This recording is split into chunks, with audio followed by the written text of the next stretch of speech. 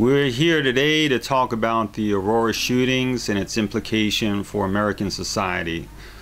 First of all, my condolences to all the families and the victims involved in this terrible tragedy.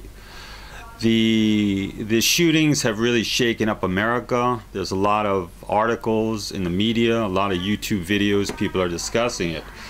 Many people are affected by the fact that there's a gun control treaty coming up shortly, probably next week, that Obama is predicted to be signing. What's ironic is that, and the media is picking up on this, is that gun sales have actually increased in Aurora since the shooting happened. And in fact, gun sales have been up across the U.S. For several years now.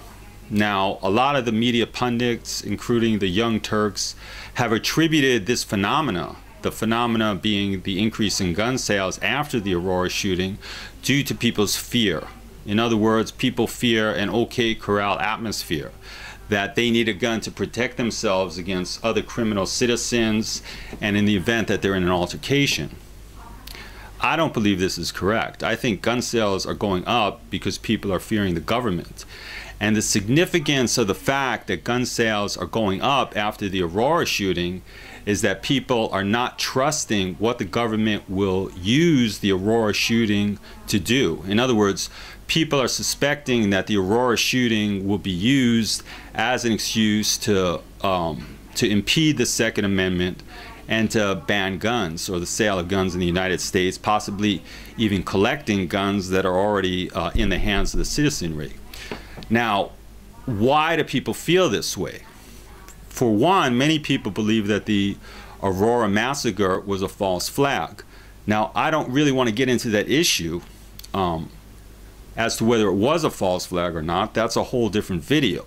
But the important thing for this video and for my analysis today is that this is how people feel, and this is the cause of arms sales going up. Now, why do people feel it's a false flag is because of numerous inconsistencies in news stories, the drugged appearance of the perpetrator during his courtroom appearance, and also because of Fast and Furious. Fast and Furious, in its final analysis, appears to be a false flag incident where the government actually supplied Mexican drug cartels with guns in order to create an atmosphere of violence and death.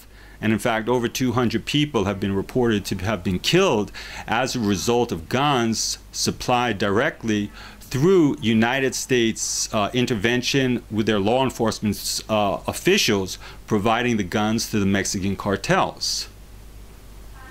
There's also a huge mistrust of the mainstream media under the current political climate.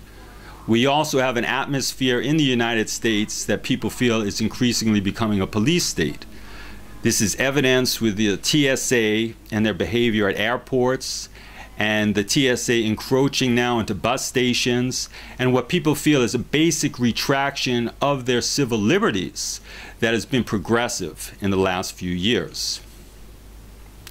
Now, the Second Amendment is a bedrock of our American system. It's part of the Constitution. The Constitution, most of us have learned, is the foundation of our legal system and our political system. The Second Amendment, the right to hold and bear arms, is an extremely important part of the U.S. Constitution. And its purpose is not so that people can have guns to protect themselves against unruly citizens and to protect their families against other citizens, although that's an element of it. The main reason why the founders of the country inserted the Second Amendment in the Constitution is to protect against abusive, unruly governments.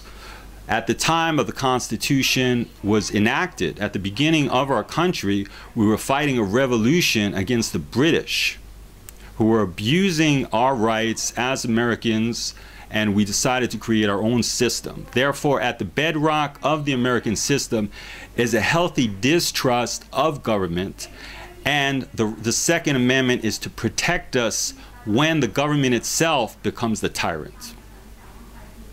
Thanks for listening.